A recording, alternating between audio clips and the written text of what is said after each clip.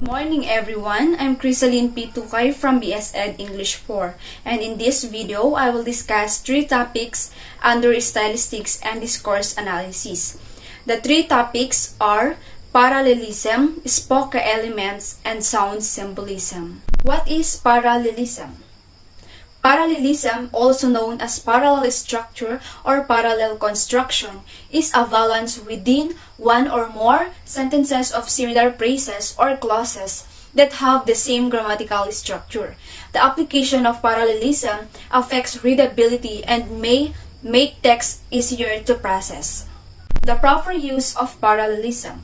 When you connect two or more clauses or phrases with a coordinating conjunction, such as for, and, nor, but, or, yet, or so, use parallel structure. For example, Jennifer likes hiking, the rodeo, and to take afternoon naps.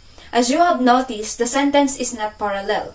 It should be, Jennifer likes hiking, attending the rodeo, and taking afternoon naps. Rules in parallelism. Parallelism is a similarity of grammatical form for similar elements of meaning within a sentence or among sentences. If two or more ideas are parallel, they should be expressed in parallel grammatical form. Single words should be balanced with single words, phrases with phrases, clauses with clauses. What is the significance of parallelism? Parallelism is important in writing because it allows a writer to achieve a sense of rhythm and order. When sentence structures are not parallel, writing sounds awkward and choppy. Effects of parallelism. Parallelism helps make an idea or argument clear and easy to remember. It also shows that each repeated structure is of equal importance, and it is a powerful tool for public speaking. Next, let's proceed to the learning about the functions of words and phrases in the sentences. Let me introduce you this POCA. Simple sentences and clauses in English are made up of 5 functional elements: the subjects, predicators, objects, complements, and adverbials. Although these 5 elements do not turn up in every sentence, we will begin to see why they have a strong tendency to occur in the above order. The SPOCA elements are functional constituents of sentences. In the simple cases, they each consist of a phrase, but those phrases do different jobs. They have different functions in sentences and clauses.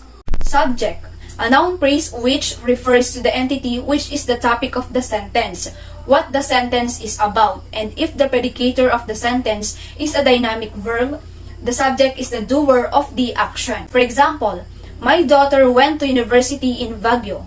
The subject in the sentence is my daughter. Predicator, a verb phrase which expresses the action, process, or relationship in the sentence. For example, a piece of pepperoni pizza would satisfy his hunger. Object, a noun phrase which refers to the entity which is the recipient of the action or the process. It only occurs with transitive predicators and usually comes after the predicator. For example, 15 children from the school choir will be singing Filipino folk songs. Complement, a noun phrase or adjective phrase which normally comes after a linking predicator and expresses some attribute or role of the subject. For example, time is the great healer.